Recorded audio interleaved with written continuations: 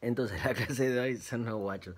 La clase de hoy vamos a hacer esta lectura como Foucaultiana de lo que sería la historia de las mujeres. Vamos a ver desde una mirada arqueológica, siguiendo Foucault, con eso que Foucault había hecho con la locura, nosotros vamos a tratar de hacerlo con la mujer, ¿no? Y así como Foucault dijo que lo que en una época ve, ¿no? Y dice y nombra sobre el loco es una construcción discursiva y que los discursos definen las condiciones de decibilidad y de visibilidad, ¿no? Es decir, las épocas se definen por unas tramas discursivas que Foucault va a llamar como epistemes, que terminan definiendo lo que una época puede ver, ¿no? De lo real y puede nombrar de lo real. La idea es hacer una especie de lectura arqueológica de la historia de la mujer, como Foucault hizo con la locura, y presentarles únicamente tres capas discursivas. No repito todo esto porque es lo que ya vimos con Foucault, ¿no? Entonces hacer como una especie de recorrido histórico por tres capas discursivas, es decir, por tres momentos, por tres construcciones discursivas sobre la mujer que van a ser la capa clásica o griega, en donde vamos a ver a Pandora, que es la mujer castigo. Después vamos a ver una capa cristiana medieval, que es en donde vamos a ver a Eva, que sería la mujer pecado, y ahí vamos a ver a otras mujeres también, a la Virgen y a Sara, que es la esposa ideal.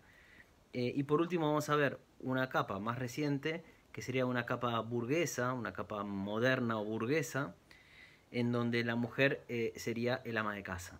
¿Sí? Que esto sería, bueno, en esta historia arqueológica discursiva de las representaciones que Occidente ha tenido sobre la mujer, podemos encontrar una primera capa que está compuesta por la construcción griega que va a poner a la mujer en el lugar del castigo y que la va a caracterizar de una determinada manera. Una segunda capa, la cristiana, que le sucede, en donde la mujer va a aparecer como el pecado, ¿no? No solo es castigo, sino que es pecado. Con lo cual se vuelve más complejo todavía, porque es más grave todavía. Y por último, esta mujer, que es un castigo y es el pecado, y ahí ya empiezan a tener todas las características de la otredad de la mujer, de por qué la mujer es un otro, como la locura, como el pobre, como el inmigrante. Es la mujer como ama de casa, ¿no? La mujer como ese ser que tiene que quedar recluido y territorializado en lo que desde un punto de vista como marxista se diría la esfera de la reproducción. Recordemos dos o tres cosas nada más de este análisis Foucaultiano, que estas capas discursivas, Foucault dice que son independientes. La idea de Foucault al hacer este tipo de historia era no buscar continuidades, no buscar como progresiones o desarrollos de una idea, ¿no? Sino buscar precisamente las rupturas. Entonces, entre una capa y otra, podemos decir que cada capa es heterogénea, aunque en cada capa haya elementos que van pasando y que se van rearticulando y se van reconfigurando, ¿no? Se va reconfigurando en función de las relaciones que tiene con otros nuevos elementos de cada una de las capas, ¿no? Así, por ejemplo, el caso que ya hablamos, me parece alguna vez, que es el de esta propaganda que salía en Argentina del, del Banco Galicia, creo que era, en donde un matrimonio iba a comprar y la mujer salía de compras y le fundía la tarjeta de crédito y el hombre iba atrás cansado, arrastrando todas las bolsas, ¿no?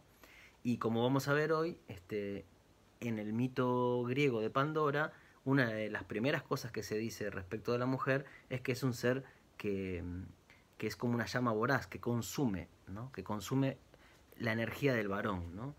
Entonces uno dice, bueno, estos tipos de los publicistas del banco, cuando se les ocurre hacer una publicidad, habían leído a Hesíodo, imaginemos. No hace falta, bueno, lo leyeron, podemos suponer que lo leyeron, pero no hace falta pensar que se inspiraron en Hesíodo para hacer esa publicidad. Pero sí que hay condiciones de visibilidad y decibilidad que nos hace ver y nombrar de este modo a la mujer.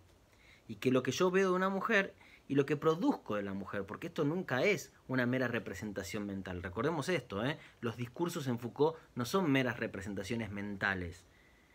que en todo caso serían erradas. No, son discursos que están enganchados en dispositivos sociales que producen efectos reales. La mujer está constituida de esta manera porque lo podemos ver. Sí, no, esto no es un inconsciente colectivo porque no sería inconsciente de las personas. Estos son tramas discursivas epocales, ¿no? Eh, y, y eso es lo que está como definiendo qué es lo que podemos llegar a pensar y a ver, ¿no? Nunca se trata, digamos, es que era real, estaba diciendo, que son efectos reales, porque en nuestra época existe la subjetividad femenina que va a comprar y es feliz porque compra. Eso no es una mera representación. Lo que hay que entender es que esos efectos reales son reales pero en tanto efectos, nunca como elementos naturales, nunca como esencias o naturalezas, ¿no? Si en nuestra época existe una subjetividad, existe una manera de ser mujer en la que una mujer puede sentirse feliz porque va y consume con la tarjeta del marido en el shopping, eso que es real, no es real por naturaleza, es real por una razón histórica, porque los discursos las han producido de esta manera. Y por supuesto, no a todas, ¿no? Pero bueno, es la hegemonía, ¿no? Es lo que se intenta imponer.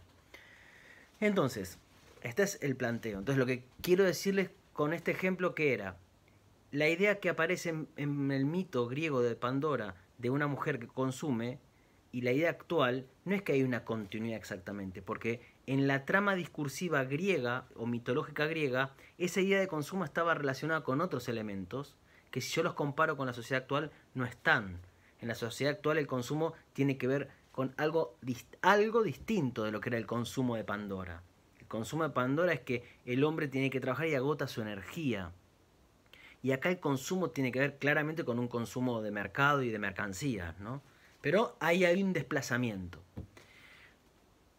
Pero nuestras tramas no son subyacentes y por lo tanto inconscientes. Está muy bien lo que decís, Axel, sí, esas tramas son subyacentes. Y se podría decir inconscientes, pero siempre y cuando entendamos un inconsciente histórico, social, ¿no? Y el inconsciente de Jung es todo lo contrario de eso. Estos son productos, son efectos epocales, ¿no? Pero sí, son tramas inconscientes o subyacentes. Está muy bien, Axel, claro. Uno no es consciente de esa trama que me hacen decir y ver de esta manera lo real. Bien. Bueno, entonces vamos a hacer esto, vamos a analizar estas capas. Va a ser muy escolar y muy breve porque no tenemos demasiado tiempo. Supongo que ahora voy a empezar con la capa griega y tal vez empezamos con la medieval y dejamos para la próxima clase la burguesa moderna, ¿no? Que es la construcción de la mujer en tanto ama de casa. Bueno, si vamos a Grecia, digamos, si vamos a las raíces de esta historia como occidental de la mujer, y alguno me podría decir, bueno, Guido, pero ¿por qué vemos la historia occidental nada más? ¿No? Porque nosotros no venimos solo de esa tradición occidental. Me podrían reclamar eso, che, es tanto hablar del eurocentrismo y ahora vemos la historia de Occidente, de la mujer. Y hay una razón para eso, y la razón es que luego de la conquista, una de las primeras cosas que la conquista hizo, y una de las primeras preocupaciones que ha tenido la civilización cristiana y europea y burguesa después, fue justamente destruir y eliminar completamente los sistemas de género preexistentes, ¿no? Las concepciones sobre lo que era una mujer, un varón, los roles, la sexualidad, todo ese mundo del género y de la sexualidad que no se correspondía con el mundo cristiano y después burgués, fue una de las primeras cosas que la conquista se encargó en desarmar. Entonces, nuestras identidades de género, nuestra historia, nuestra concepción de la mujer, como nuestra concepción del varón y de la sexualidad, tiene muy pocos rasgos que provengan de esas tradiciones americanas. Las encontramos sí en comunidades que están más cerradas, por supuesto. Las encontramos sí en comunidades indígenas que pueden todavía mantener alguna de estas construcciones precolombinas, ¿no? Pero bueno, son 500 años, ¿no? Tampoco lo podemos pensar como una pureza, ¿no? Algo que se haya mantenido. Pero mayoritariamente Occidente, como dice Said, bueno, no lo dice así Said, nos ha occidentalizado, ¿no? Y eso es que ha intentado que seamos como Occidente. Y en toda esa occidentalización, una de las primeras cosas que se ha impuesto, sobre todo, es la concepción del varón y de la mujer, ¿no? Bueno, entonces, primera capa es la griega. Dentro de la capa griega, muy brevemente, les voy a hablar de lo que sería una capa arcaica, que consiste sobre todo en el primer discurso sobre la mujer que podríamos tener, que es la Teogonía de Hesíodo y Trabajos y Días de Hesíodo, que son dos poemas. Hesíodo es un poeta alrededor del siglo VIII más o menos, antes de Cristo por supuesto, que está como en los inicios de la civilización griega, ¿no? Y tiene estos dos poemas, la Teogonía y Trabajos y Días, al menos son los dos que sobrevivieron más ampliamente, en el que se relata el mito de Prometeo, dentro del cual está la figura de Pandora. Y después voy a hablar una cosita muy breve, muy chiquita, de lo que sería como una etapa clásica, una capa clásica dentro del mundo griego. Está la capa arcaica mitológica y hay una capa clásica filosófica, en donde también se va a nombrar a la mujer de una determinada manera. Así, punteos van a ser. Bueno, ¿qué dice el mito de Pandora? Y traten de entender que yo voy a leer lo que dice Hesíodo, no maten al mensajero, porque yo lo que hago es leer a Hesíodo. ¿Qué dice el mito de Pandora? Como les dije, el mito de Pandora está dentro del mito de Prometeo. Y Prometeo en la mitología griega es un dios que está asociado a los humanos, ¿no? Que es como amigo de los humanos y está siempre tratando de ayudarnos. Y en esa ayuda que nos ha querido dar Prometeo, lo que el mito cuenta es que en el origen de los tiempos existían solo varones. Solo varones. Y los varones nacían de la tierra. No tenían que trabajar, no se enfermaban, no conocían la vejez. Tenían una existencia casi plena. Y entonces lo único que no tenían era el fuego. Y entonces Prometeo le dice, che, Zeus, ¿por qué no le damos el fuego a los hombres? Mirá, con el fuego ya tendrían una existencia perfecta. Y claro, ¿qué le dice Zeus? Algo que es típico de los dioses. Tampoco tanto. Alguna imperfección los tiene que atravesar, no es como la falta. Estos tipos no pueden ser como nosotros. Entonces dicen, no, el fuego no se lo vamos a dar. ¿Y qué hace Prometeo? Lo roba el fuego. Lo roba y se lo da a los humanos. Entonces, voy a leerles algunos pasajes de la Teogonía y de Trabajos y Días. Y entonces el texto de Hesíodo dice así. Y al punto, a cambio del fuego, preparó un mal para los hombres. Preparó un mal para los hombres. Ahí empieza la historia. Modeló de tierra el ilustre Patisambo, este es Hefesto, el dios herrero que era como cojo, una imagen con apariencia de casta doncella. Ya arranca perfecto el relato, porque es una imagen con apariencia de casta doncella. Es una concepción que ya viene de Grecia, que es que la mujer va a estar asociado a lo aparente, a lo que no es completamente, ¿no? Filosóficamente, la filosofía griega va a hacer esta distinción entre lo real y lo aparente, en donde lo real es lo que verdaderamente es, y lo aparente es lo que parece ser, pero no es del todo, ¿no? Entonces, la mujer ya aparece como un ser que es aparente, y que su apariencia es la de una casta doncella, ¿no? ¿Qué quiere decir? Que no es su verdadero ser, la casta doncella. Ya se imaginarán, es un castigo. La diosa Atenea de ojos glaucos le dio ceñidor y la adornó con un vestido de resplandeciente blancura. La cubrió desde la cabeza con un velo, maravilla verlo, bordado con sus propias manos, y con deliciosas coronas de fresca hierba trenzada con flores rodeó sus sienes, ¿no? Una belleza, una joven con un vestido blanco hecho por Atenea, lo va a cubrir con un tul, le va a poner las flores sobre la cabeza, ¿no? En su cabeza colocó una diadema de oro que él mismo cinceló con sus manos, el ilustre Patisambo, para agradar al padre Zeus. En ella había artísticamente labrados, maravilla verlos, numerosos monstruos, ¿no? Ahí ya tenemos como una pista de lo que es esta ser que tiene apariencia de casta doncella. Tiene una diadema en donde están labrados monstruos, ¿no? Bien.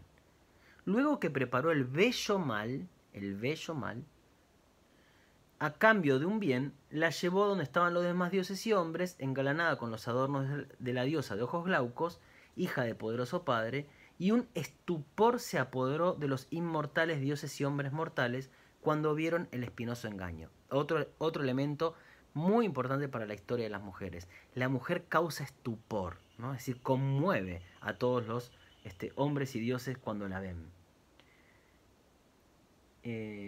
Pues de ella desciende la estirpe de femeninas mujeres. Gran calamidad para los mortales, con los varones conviven sin conformarse con la funesta penuria, sino con la saciedad. Acá venía la referencia de la publicidad del banco. Sin conformarse con la funesta penuria, es decir, nunca se conforman. Otra idea típica de la construcción de la mujer, ¿no? ¿Qué te conforma a vos, ¿no? Nunca estás satisfecha. Toda una construcción típica de nuestro mundo, ¿no? Y miren, y acá viene la gran metáfora que habla de este consumo. Como cuando en las abovedadas colmenas las abejas alimentan a los zánganos, siempre ocupados en miserables tareas, aquellas durante todo el día hasta la puesta del sol diariamente se afanan y hacen blancos panales de miel, mientras ellos, aguardando dentro en los recubiertos panales, recogen en su vientre el esfuerzo ajeno, así también desgracia para los hombres mortales hizo Zeus altitonante a las mujeres siempre ocupadas en perniciosas tareas. Bien. Y entonces, claro, ¿qué es lo que ocurre todo esto? Les voy a simplificar para no leerlo todo porque va a ser muy largo. A partir de este momento los varones tenemos que casarnos con las mujeres para reproducirnos, ¿no? Y entonces, es decir, estamos obligados a convivir con este ser, que es puro consumo, que es un mal, que es un castigo, que es pura apariencia, ¿no? Y que nos da estupor, porque en el mito va a aparecer esta idea de que la mujer es irresistible para los hombres, ¿no? Y esto es una construcción, todavía hoy la vemos, ¿no? La mujer es irresistible. Y bueno, ¿qué querés? La piba tenía minifalda, tenía un escote grande, es irresistible. Recuerden, hace unos años, no me acuerdo si había sido en Neuquén o en Chubut, que habían cerrado un prostíbulo, creo que había sido así, no sé, Nacho, si te acordás, y que la discusión había sido que, bueno, ahora el juez creo que había dicho, no sé quién, que, bueno, ahora que cerraron el prostíbulo va a haber más violaciones. Como si se tratara de algo, bueno, es irresistible para los hombres. Esa es la construcción. Insisto, esto es una representación falsa, esto es mentira. ¿En nombre de qué? ¿En nombre de quién criticamos estos discursos? ¿Lo criticamos en nombre de una supuesta realidad? No, ¿qué realidad hay sobre la mujer? La mujer es una construcción, no hay algo real llamado mujer. Lo que hay son construcciones históricas. Entonces, no es que eso es falso, porque los hombres las violan a las mujeres. Entonces, los hombres efectivamente las encuentran irresistibles. Pero esa es la construcción que una cultura patriarcal ha hecho, que le ha dado ese lugar de poder, de dominio y de sometimiento, o de sometedor, no sé si existe la palabra, al varón respecto a la mujer, ¿no? No son meros discursos, insisto, ¿eh? Nosotros no tenemos que desarmar esto porque entendemos que son discursos falsos o que no son adecuados a lo real. No, a lo real no hay nada adecuado. Estos discursos hay que criticarlos porque son los discursos que constituyen a la realidad. Si nosotros queremos desarmar por qué hay un asesinato, un femicidio por día en Argentina, o cada día y medio, no sé cómo es la cifra, ¿qué es lo que hay que hacer? Bueno, hay que desarmar los discursos, pero no diciendo son falsos. Porque la verdad es otra. ¿Qué verdad? ¿Y cuál es la realidad de las cosas? No, la realidad será lo que hagamos con ella. Entonces, si criticamos estos discursos, no es en nombre de una realidad que está desconocida, sino en nombre de una realidad por venir. Es decir, de una realidad que debemos construir. Que será construir otros géneros y otras relaciones de géneros. Bien. Bueno, ahí dice una cosa muy interesante, que hablando del matrimonio, ¿no? Que claro, el hombre que huye del matrimonio se llega a la vejez con un montón de bienes, pero claro, está solo. Y bueno, y al que le alcanza el destino del matrimonio, dice Hesíodo, y consigue tener una mujer sensata y adornada de recato, dice Hesíodo, es decir, si te conseguís a la mejor de todas, durante toda durante toda la vida, el mal equipara constantemente al bien. Es decir, en el mejor de los casos salís empatado, si te conseguís la mejor mujer adornada de recato. Y en cambio, si encuentra una mujer desvergonzada, vive sin cesar con la angustia en el pecho, en su alma y en su corazón, y su mal es incurable. Terrible, ¿no? Ese es el gran castigo. Los hombres nos casamos, los hombres tenemos que empezar a trabajar, conocemos la vejez, todo lo que no existía en el origen de los tiempos, cuando solo había varones. Bueno, llega Pandora, entonces en Trabajos y Días aparece como la segunda como versión. Llega Pandora y en Trabajos y Días aparecen alguna que otra cosa distinta. Tal vez acá dice, luego que remató su espinoso e irresistible engaño, ahí aparece Trabajos y Días. Trabajos y Días. Se llama el texto de... Bueno, me salió todo mal. El texto del poema de Hesíodo, ¿no? Irresistible, ¿no? Irresistible engaño. Pandora llega con una tinaja, ¿no? Que es lo que se llama a veces la caja de Pandora, en donde están todos los males, ¿no? Y Epimeteo, que era el hermano de Prometeo, no se da cuenta. Prometeo le había dicho, nunca recibas un regalo de Zeus, porque Zeus no la tiene jurada. Y Epimeteo, que era medio nabo, la abre, ¿no? Y salen todos los males. Y solo queda aprisionada entre infrangibles muros la espera, ¿no? Que será la esperanza, ¿no? Como no hay esperanza de modificar esto. Entonces ahí aparece una concepción de la mujer en Grecia, en la que la mujer es un castigo, es un mal, un bello mal irresistible para los hombres. Es como tenemos esta condición paradójica, ¿no? Al mismo tiempo que nos atrae, nos resulta irresistible, es el engaño. Todo esto porque, bueno, porque Dios o Zeus nos ha castigado, ¿no? Estoy simplificando bastante, pero esta construcción mitológica, digamos, si vamos a Grecia, esa pequeña capa arcaica mitológica se va a complementar con los discursos de la filosofía clásica, en los que la mujer, además de ser todo esto, va a aparecer como un ser que no puede autogobernarse.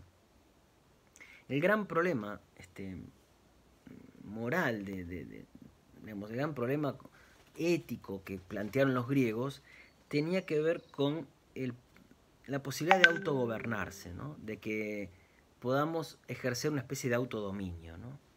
Y entonces, en toda Grecia, pero es un concepto que la filosofía ha trabajado mucho, cuando se pensaba el alma era pensada teniendo, en términos generales, dos grandes partes. La parte racional y la parte irracional. Después cada filósofo puede poner más partes, pero a grandes rasgos hay dos partes, una racional y otra irracional. La parte racional es la razón, es la facultad de conocimiento, es la facultad que permite conocer lo que verdaderamente es, y la parte irracional es la parte en la que existen los deseos y los placeres, ¿no? Y para los griegos, los deseos y los placeres tienden a la desmesura, tienden a la hibris, ¿no? Tienden a la hibris. Entonces, a esa hibris hay que controlarla, ¿no? Me habrán escuchado explicarlo ya con la metáfora del carro al lado de Platón, ¿no? Son como unos caballos que tiene que haber un cochero tironeando y manejando eso, ¿no? Y el cochero es la razón. El problema no está en los placeres, sino en la desmedida de los placeres, o en el descontrol, en la falta de gobierno de esos deseos y placeres, ¿no? Es decir, los griegos no, como yo siempre les digo, siguiendo a Foucault, no se preguntaron qué deseas, sino cómo deseas. La clave no es el qué, sino el cómo. Es decir, ¿qué deseas? Tomarme una cerveza. Ahora que viene el verano, me quiero quedar a la noche tomando una birra. ¿Qué deseas vos? Bueno, yo deseo acostarme con un hombre si soy varón. ¿O vos qué deseas? Bueno, ¿o qué te da placer? A mí me da placer fumar marihuana. No importa el qué, lo que importa es cómo. Ahora, si yo cada vez que empiezo a beber termino borracho, ¿no? Si yo cada vez que me enamoro de otro hombre abandono mi familia, que es lo que pasaba en Grecia, eso estaba mal visto, porque eso demostraba que esa persona no se estaba autogobernando. ¿Cuál es el problema de todo esto? Es que la mujer, y así por ejemplo lo dice Aristóteles en La Política, la mujer está emparentada con los esclavos y los niños. Esas son las personas que no pueden gobernar en una polis, según Aristóteles. Porque por distintas razones, ninguno de esos tres posee suficientemente el elemento dominante del alma, que es la razón, para gobernarse. Entonces, claro, la mujer tiene como una racionalidad insuficiente o imperfecta. Y si ella entonces no puede poner un límite, porque la razón, ¿qué es lo que hace? La razón es la que hace cuando yo estoy bebiendo, la que me dice, Guido, hasta acá, no bebas más, porque vas a empezar a decir boludeces, no sigas bebiendo, ¿no? La razón es la que pone el límite, ¿no? Es la rienda, es el cochero que va tirando la rienda de los caballos. Entonces, la mujer es como un carro sin caballo, o con un cochero que no sabe manejar, que no tiene la fuerza para mantener a raya a la fuerza de los deseos. Y por lo tanto necesita que un otro le imponga ese límite, que ella misma no se puede dar.